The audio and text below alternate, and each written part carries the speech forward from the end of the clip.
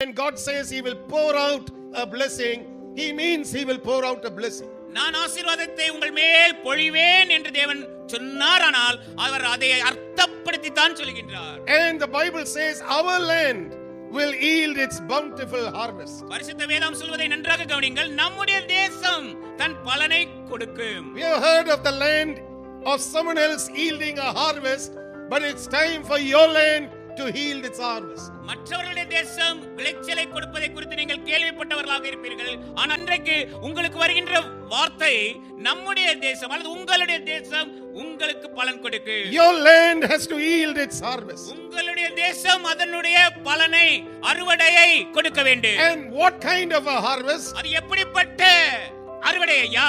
The Bible says it will be a bountiful harvest. அது திரளான பெருகின அறுவடை.